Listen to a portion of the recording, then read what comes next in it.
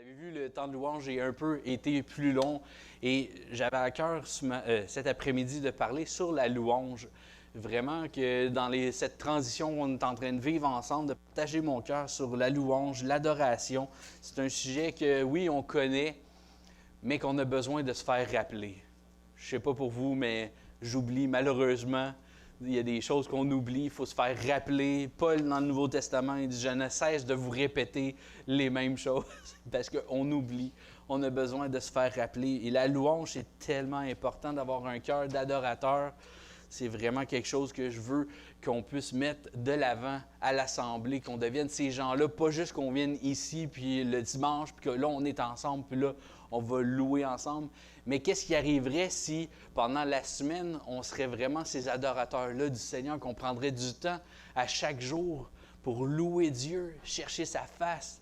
Imaginez, chacun, il y avait un auteur qui parlait comme on est comme toutes des petites rivières, mais imaginez si ces petites rivières-là se joignaient ensemble le dimanche, qu'on arrive ici, qu'avant même qu'on rentre dans la porte, on soit déjà dans la présence de Dieu, déjà dans cet esprit de louange. Je pense que le plafond, ça lèverait. Parce qu'on a besoin de louer Dieu. Dieu, il cherche des adorateurs. On va voir ça ensemble. Excusez, là, je suis vraiment encore sur la louange, puis on va continuer. Puis qu'est-ce qu'on va faire? C'est que je vais parler un peu de la louange, parce que c'est des choses qu'on sait quand même. Il n'y aura pas rien de révolutionnaire, rien de nouveau, mais c'est la parole de Dieu qui nous enseigne ça. Puis après ça, on va encore retourner à la louange pour mettre en pratique qu'est-ce qu'on vient juste de se rappeler ensemble. Ça vous va? Alléluia. C'est quoi la louange et l'adoration, ou qu'est-ce que ça n'est pas la louange? Souvent, des fois, peut-être qu'on pense que la louange, c'est la partie avant la prédication, là. Puis, la musique, puis là, moi, j'aime pas cette musique-là, j'aimerais mieux, tu sais, j'ai des préférences, puis tout, mais non, la louange, c'est pas vraiment la musique avant ça. C'est pas un événement qu'on est là, puis qu'on s'assoit, puis qu'on regarde Joey puis Cathy jouer. Ah, c'est pas pire. Ah, ouais. Hop, une fausse note. Non. C'est pas la vitesse des chants aussi. La louange, c'est comme, ça, c'est les chants rapides au début, que là, on se réjouit. Puis l'adoration, ça, c'est quand ça s'en vient, puis c'est plus doucement, plus doux. Puis même, je dirais, la musique, c'est même pas nécessaire. C'est agréable d'avoir de la musique pour nous accompagner. Puis il y a beaucoup de versets qui parlent d'être accompagné d'instruments. Mais c'est pas nécessairement le style de musique non plus. C'est pas un moment où est-ce que je suis là pour mes besoins, puis tout. Mais là, je vais revenir là-dessus. Parce que dans la louange, effectivement, il y a des choses des résultats de la louange qu'on va vivre, des bénéfices qu'on va vivre. Mais la louange, premièrement, ça ne s'adresse pas à nous, puis à nos préférences, puis tout ça. On est là pour offrir à Dieu quelque chose. Et malheureusement, en français, on n'a pas beaucoup de mots. On connaît la louange et l'adoration. Mais quand on regarde, on creuse dans l'hébreu et dans le grec, il y a tellement de mots. Je ne les ai pas toutes listés, mais juste qu'en français, là, c'est vraiment de la louange. C'est Dieu est digne d'être loué, valorisé. Chanter les louanges à Dieu, publier, célébrer. Il y a plein de mots aussi qui sont associés à des gestes. Ça, c'est intéressant parce que on est habitué, c'est des chants, on tape des mains, mais il y a beaucoup de signes. Donc, s'agenouiller, c'est une façon de lever les mains aussi. Ça fait partie de la louange, de l'expression de la louange, de confesser les noms de Dieu. C'est un sacrifice de louange. Raconter les hauts faits de Dieu. Fait qu'on se rend compte que nos mots, juste la louange, l'adoration, c'est un peu... ça limite un peu notre compréhension, mais l'adoration, là, ça a un autre sens encore, de rendre hommage à Dieu. Ça évoque aussi de vraiment se prosterner devant Dieu. Ça dit même se jeter face contre terre devant Dieu. C'est une marque de respect devant Dieu. Ouais, c'est reconnaître qui il est, reconnaître sa supériorité, se prosterner devant lui, le révérer. Et quand je pense à ça de notre société aujourd'hui, ça fait peur à chaque fois. Je passe ici, puis ça descend. Notre société, on est vraiment rendu qu'on ne prend pas... Il n'y a plus de respect pour les choses de Dieu. et ni pour Dieu lui-même non plus. On a tout balayé ça. Mais est-ce que nous, on est encore là, dans cet émerveillement de Dieu, de sa personne? Parce qu'avant d'aller dans la louange, on peut s'arrêter quelques instants pour parler de Dieu. Et là, mes mots sont tellement faibles justement pour décrire Dieu, tout ce qu'il a fait. Je faisais juste réfléchir hier, quand on regarde les étoiles, le ciel, hier, le ciel était plein d'étoiles. Puis quand on regarde ça, on voit juste une petite partie parce qu'il y a les arbres et tout chez nous. Mais quand tu penses à ça, on est dans une galaxie, puis il y en a plein de galaxies, des milliers, des millions. C'est tellement vaste et grand. Dieu est tellement grand, c'est difficile pour nous de... Quand, je ne sais pas si vous avez déjà pensé à ça, mais Dieu n'a jamais eu de commencement, puis il n'y aura jamais de fin. Mais là, je vais fermer tout de suite la parenthèse parce que déjà, mon cerveau, il a de la misère, il n'est pas capable de contenir. Dieu il est tellement immense, il est tellement grand. Mais malgré tout ça, Dieu est là, puis il est venu habiter en nous. Il a voulu avoir une relation personnelle avec nous, un être humain.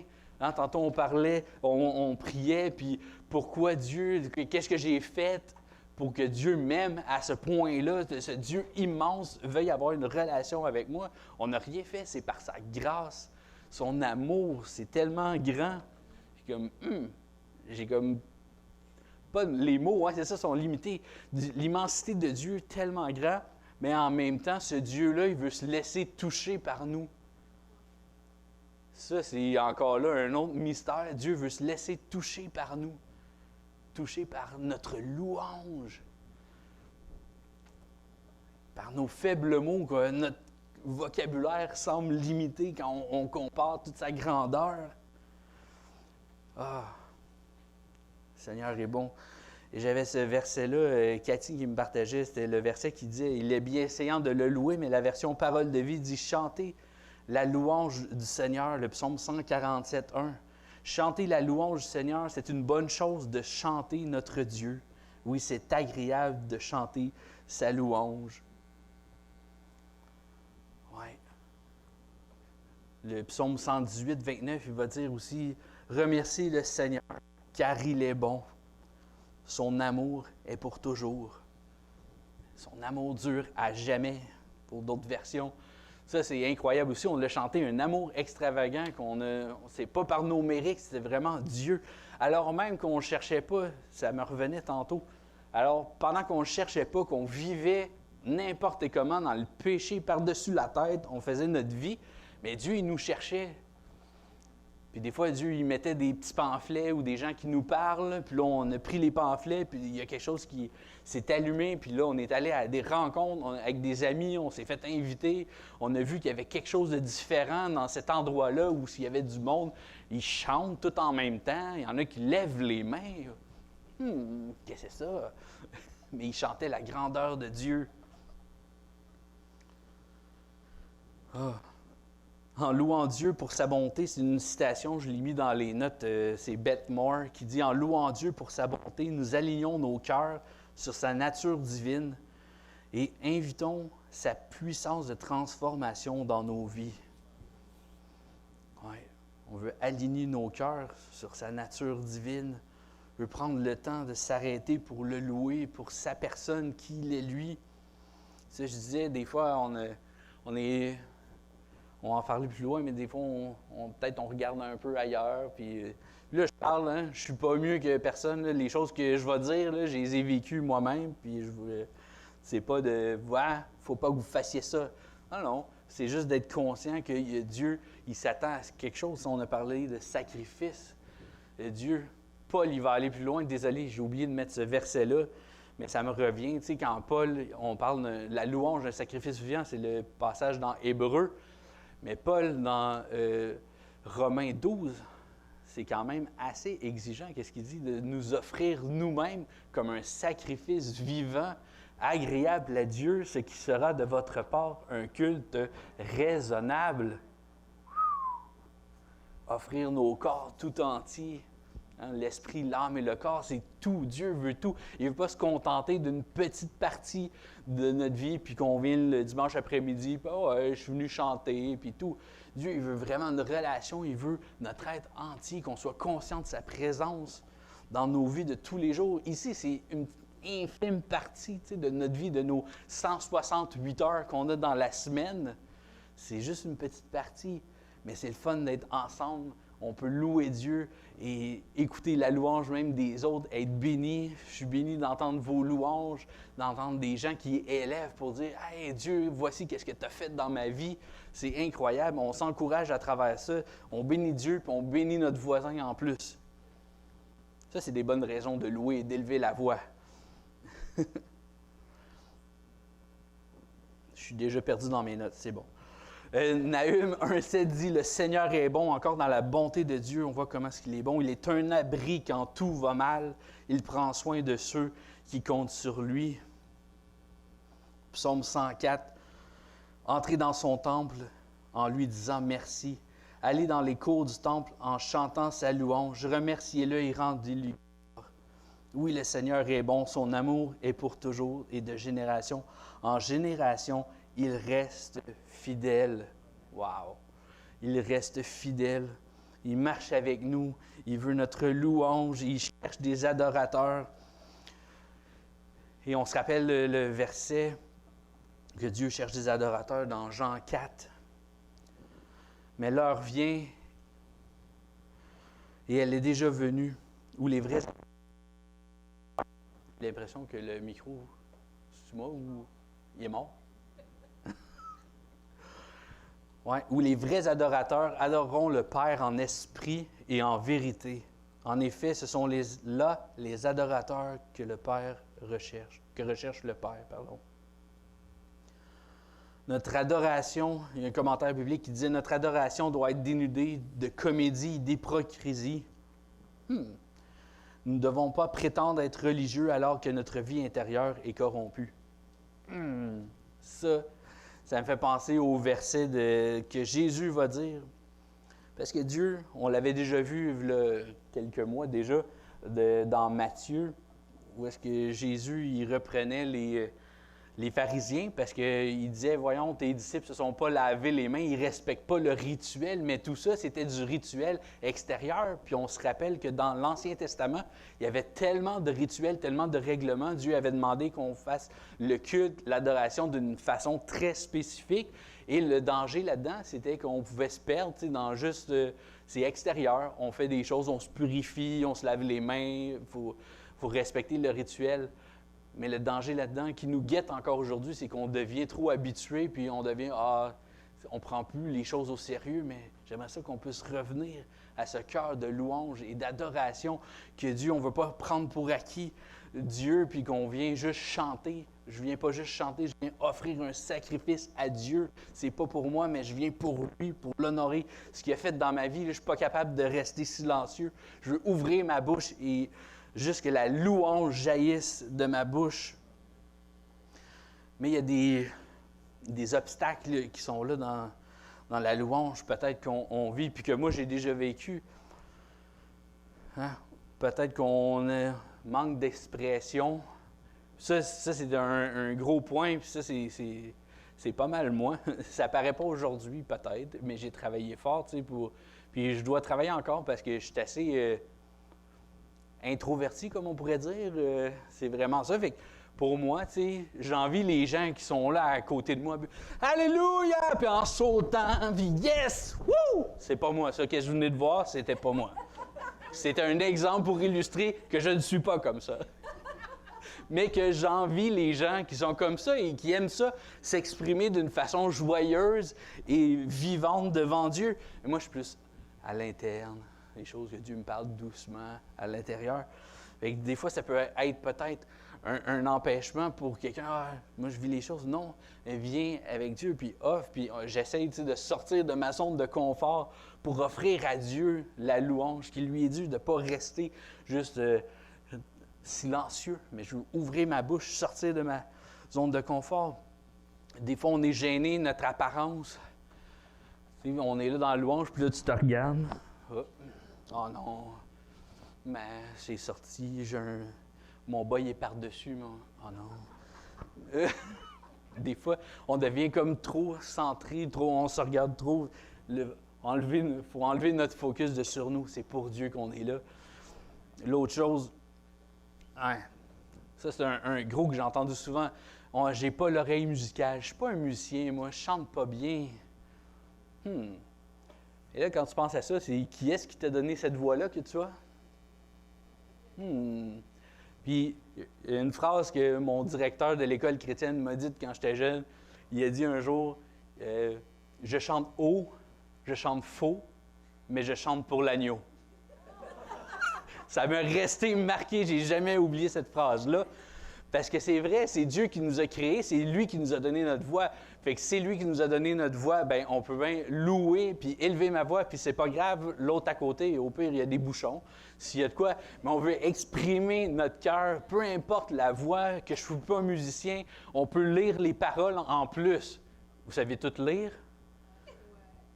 Si on sait lire, on peut regarder les paroles au pire, puis juste merci Seigneur, parce que avec le thème du chant, merci pour ta bonté, que tu es fidèle pour moi. Mais on élève notre voix, on ne s'empêche pas parce que j'ai pas une belle voix. Puis Dieu, c'est cette voix-là qui t'a donné. Un autre exemple. Cathy, admettons, elle n'aime pas sa voix. Fait que là, elle va me dire, Joey, écoute, j'aime vraiment pas ma voix. Fait que je vais demander à Louise qu'elle te dise comment que je t'aime.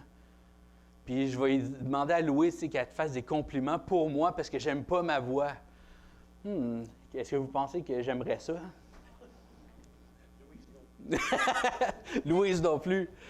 Mais j'aimerais pas ça parce que je veux que ça vienne de ma femme. Je veux que les mots sortent de sa bouche à elle. C'est la même chose pour Dieu. Attends pas que les autres le fassent pour toi. Ah, c'est correct, on est en communauté. C'est les autres à côté qui vont le faire à ma place. Non. Utilise ta bouche et élève-la vers Dieu, même si c'est faux pour Dieu. Je pense qu'il y a comme un, tu sais, dans la musique d'aujourd'hui, il appelle l'autotune pour la voix qu'on entend à la radio. Là, c'est tout corrigé pour être pratiquement parfait. Mais je pense qu'il y a comme un gros autotune avant le ciel, tu sais, fait que nos voix s'élèvent, fait que si c'est pas tout à fait juste, ça passe dans le filtre autotune, puis Dieu entend ça comme une mélodie incroyable, puis ça touche son cœur. Je chante haut, je chante faux, mais je chante pour l'agneau. Ça va devenir notre slogan. Oui, tout ça parce que je veux amener mon cœur à Dieu. Dans la louange, on veut chanter comment il est, ses attributs, son amour, sa sainteté, son omniprésence. Il est tout-puissant. On veut chanter aussi qu'est-ce qu'il a fait, ses actions. Puis là, on peut s'inspirer des choses qu'il a faites dans la Bible. Là, il y en a tellement. On peut penser ceux qu'on pense le plus rapidement. Dieu a ouvert la mer Rouge devant son peuple. Il a englouti ses ennemis. Wow! Il a éliminé l'ennemi. Il a fait tomber de la manne pour nourrir les Israélites dans le désert pendant qu'il n'y avait pas de nourriture. Il les a soutenus. Il a pourvu à leur nourriture. Il était là dans la chute des murs de Jéricho avec une stratégie encore de la louange en avant de l'armée. Daniel, il a fermé la gueule des lions dans la fosse aux lions. On peut commencer avec ces choses-là. Merci Seigneur parce que tu as fait ça dans la vie des gens qui étaient comme nous. Et Dieu il les a accompagnés. Dieu a fait des choses extraordinaires avec eux. Et dans nos vies, comment Dieu a fait de choses extraordinaires dans nos vies dans le passé. Et j'espère qu'il en fait encore aujourd'hui et qu'on ne veut pas se rappeler juste les choses de v'là 20 ans que c'était dans le bon vieux temps. Mais qu'est-ce que Dieu a fait hier et qu'est-ce que Dieu fait aujourd'hui et qu'est-ce que Dieu va faire encore demain parce que Dieu n'est pas mort, Dieu est vivant et il est encore agissant pour nous. Charles Spurgeon a dit « La louange est la répétition de notre chant éternel. Par la grâce, nous apprenons à chanter et dans la gloire, nous continuons à chanter. » Parce que ici-bas, c'est comme une pratique. On se pratique à louer Dieu. Parce que tout à l'heure, il y a un verset qui m'est revenu, c'est dans Ésaïe, mais l'Apocalypse de Jean le reprend aussi. On a une parcelle, une ouverture dans le ciel de qu'est-ce qui se passe avec les drôles de créatures qui sont là autour du trône. Puis ils chantent jour et nuit. C'est ça que c'est écrit. Ça dit sans cesse, jour et nuit. Saint, Saint, Saint est le Seigneur. C'est fou. Puis nous autres, Ah, c'est long les chants. Qu'est-ce que je vais manger à midi? Excuse pour souper, c'est vrai, nous autres, on est l'après-midi. Non, mais la réalité, c'est que c'est ça, c'est que des fois, on est là, mais on n'est pas là. Et ça, c'est pas vraiment pas ça. Il dit, Dieu, et Jésus a repris ça dans Matthieu, mais ça venait de Ésaïe 29. Jésus il disait, Ésaïe a bien prophétisé sur vous. Il parle aux pharisiens, mais ces paroles-là m'ont toujours... ça me saisit à chaque fois parce qu'on peut tomber dans ça aussi. Le Seigneur dit de ce peuple est près de moi en parole. Il m'honore avec sa bouche, il chante des beaux chants, la musique est tellement belle, tellement bonne. Non, c'est pas écrit ça, mais son cœur est très loin de moi. Le respect qu'il a pour moi n'est qu'un commandement enseigné par des humains. C'est assez choquant, ça. Est-ce pour garder notre cœur, puis de se poser la question, où est-ce qu'il est mon cœur? Est-ce que mon cœur est là pour Dieu? Est-ce que je suis en train de louer Dieu, de l'honorer? Est-ce que j'ai du respect pour sa présence? Dans l'autre version, on parle de la crainte de Dieu, la crainte de l'Éternel. Ce n'est pas d'avoir peur, mais c'est d'avoir ce respect-là. Tu sais, Jésus, c'est pas mon pote, là. C'est pas Hey, yes! C'est Dieu, c'est le Dieu Tout-Puissant. Je dois respect pour la vie, l'honneur à son nom.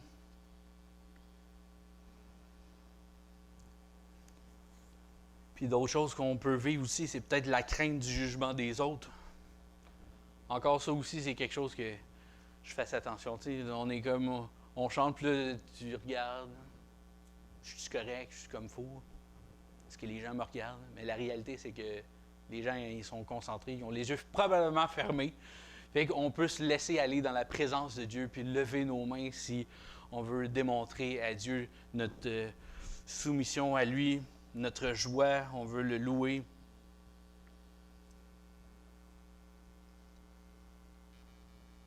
Et comme je disais tantôt, il y a des bienfaits aussi qui viennent dans la louange. Dieu, il va élever notre esprit. Tu sais, des fois, ça va pas bien, tu te sens pas bien, puis on se met à louer. Moi, j'ai vu la différence, tu sais, dans ma vie.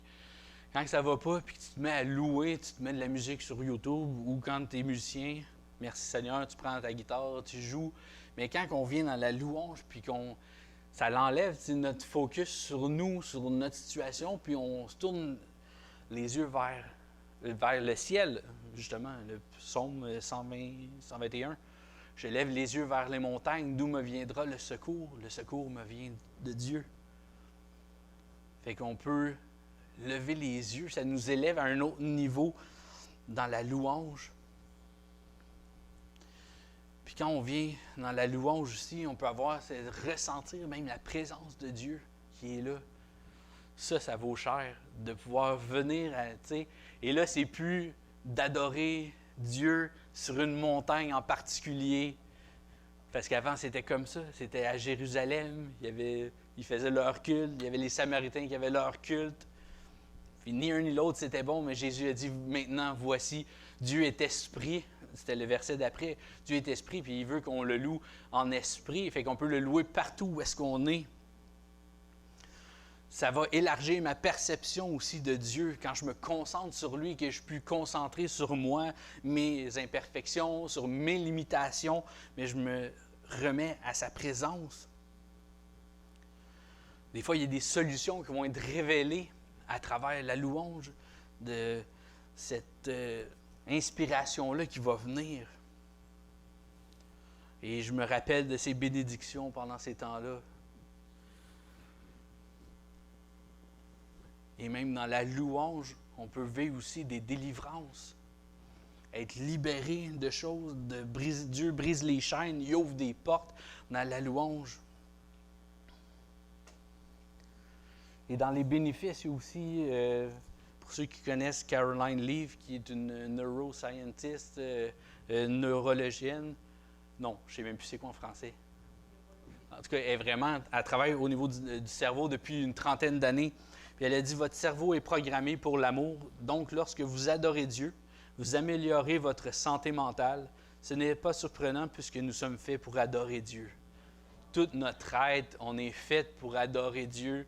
Depuis, c'est vraiment le design original, Dieu. On est fait pour adorer quelque chose. Et c'est ça, c'est pour ça que tout le monde, les humains, on essaye tous de louer quelque chose, d'adorer, de vouer notre attention à quelque chose. Et malheureusement, c'est pas toujours Dieu. Puis là, on se fait prendre dans toutes sortes d'affaires. Mais on est vraiment fait pour louer Dieu. Fait que je vous encourage à aller dans la présence de Dieu chaque jour, prendre du temps, parce que ça a un effet en plus sur la santé de notre corps, de notre cerveau.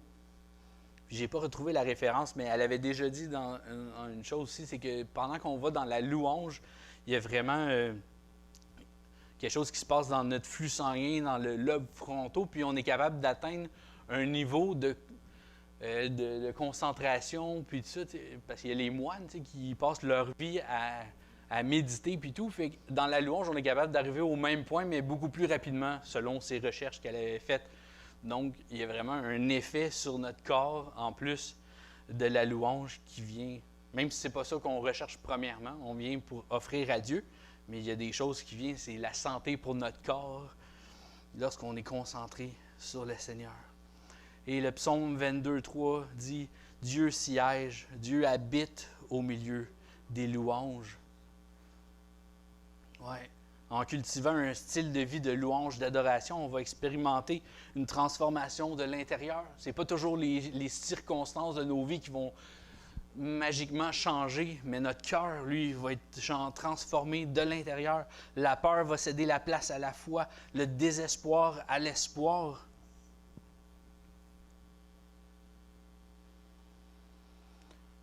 Et en plus de ça, c'est que dans la louange, on va vivre une chose avec Dieu, puis tout ça va émaner pour les autres aussi. Le caractère de Christ va être encore plus présent dans notre vie, plus qu'on est centré sur lui, avec cette louange.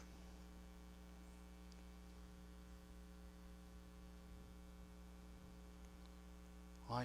Et je termine avec ce point-là, que c'est vraiment, il y a quelqu'un qui a dit, la louange est une arme, est l'arme la plus efficace contre l'ennemi. Lorsque nous élevons nos voix pour l'adorer, les ténèbres s'enfuient et la victoire est assurée. On peut se rappeler de... Oui, amen. On peut se rappeler de Josaphat qui avait des armées qui s'en venaient contre lui. Puis ils ont décidé, on va jeûner, on va chanter la louange du Seigneur parce que son amour est pour toujours. Et au moment où les chanteurs commencent à lancer leurs cris de joie et de louange, le Seigneur sème le désordre parmi les Ammonites et toutes les autres Hittes, venus attaquer les Judéens, et ils se battent entre eux. C'est encore la même stratégie. Dieu a appelé son peuple à faire face à l'ennemi. Il n'a pas dit « Ah, restez chez vous, puis je vais m'en occuper ». Non, il a dit « Présentez-vous là le matin ». Et les gens sont allés dans la louange, puis en s'en allant, ils louaient déjà Dieu. Et Dieu a intervenu. On peut penser à Paul et Silas. Pendant qu'ils étaient emprisonnés, ils sont emprisonnés injustement parce qu'il y avait la fille qui criait en arrière d'eux autres, qui était possédée d'un... Puis ça a pris plusieurs jours avant que Paul se tanne, mais là, elle avait des pouvoirs de divination, fait que là, ça l'a fait perdre de l'argent à ses maîtres. Donc, ils ont fait mettre en prison Paul et Silas. Puis ça dit dans le verset 16, 25 dans Actes, vers minuit, pas vers minuit, d'habitude je dors, là, mais vers minuit, Paul et Silas sont en train de prier et de chanter la louange à Dieu. Mais qu'est-ce qui est encore plus, quand tu te mets à regarder le contexte, là, les prisons dans ce temps-là, au 1er siècle, c'est pas les prisons d'aujourd'hui au Québec, où est-ce que tu as ton gym privé presque, non, un gym, tu as la télé dans chaque cellule. Puis eux, dans les détails, c'est vraiment, ils sont en contention. Donc, ils étaient pris les deux pieds, puis peut-être pas dans une position très agréable. Fait qu'ils se sont pris là-dedans, ils se sont fait battre avant, fait qu'ils sont dans on ne sait pas trop quoi, à terre, le dos en sang, puis ils louent Dieu. Et on voit qu'est-ce qui est arrivé. Ils se sont mis à louer Dieu. Et verset 26, tout à coup, un violent tremblement de terre, les murs de la prison se mettent à bouger. Aussitôt, toutes les portes s'ouvrent et les chaînes de tous les prisonniers tombent. Wow! À cause de l'adoration. Et ils ne savaient pas que ça allait arriver. Mais Dieu, il y avait un plan parce qu'il y avait le salut d'une âme qui était en jeu. Hein, des fois, on a tendance, l'épreuve pourquoi Seigneur je suis là, pourquoi je suis en prison, pourquoi que je me suis fait battre, c'est injuste puis tout. Ils ont loué Dieu, Dieu a ouvert la porte, mais c'était même pas pour eux, parce que Dieu, il y avait quelque chose d'autre pour le geôlier qui s'en allait s'enlever la vie à cause que tous les prisonniers, s'ils s'enfuyaient, ils étaient vraiment dans le trouble. Mais à cause de ça, il y a une famille qui était sauvée. Hein, des fois, on est là, ah, merci Seigneur, tu m'as délivré, mais là, on voit Dieu délivre à travers la louange pour sauver. Dieu a un plan plus grand que juste notre petite personne, notre vie. Bien, il nous aime, mais il veut toucher des gens alentour de nous. Oui. Fait que les paroles de ces psaumes, on puisse avoir un style de vie de louange, que nos cœurs débordent d'une reconnaissance pour sa bonté, son amour, que les louanges retentissent de nos bouches, même si on ne chante pas super bien, mais qu'on chante pour Dieu, c'est pour lui. On n'est pas à Star Academy ou à La Voix, on est là pour louer le roi des rois. Et Dieu, notre audience, c'est pas 3-4 juges qui sont là, mais c'est Dieu qui nous écoute puis qui veut notre louange. C'est pas moi qui vous écoute, c'est Dieu qui est là et on est là pour le louer. Et je vous invite à vous lever, on va chanter encore des chants pour louer et adorer le Seigneur.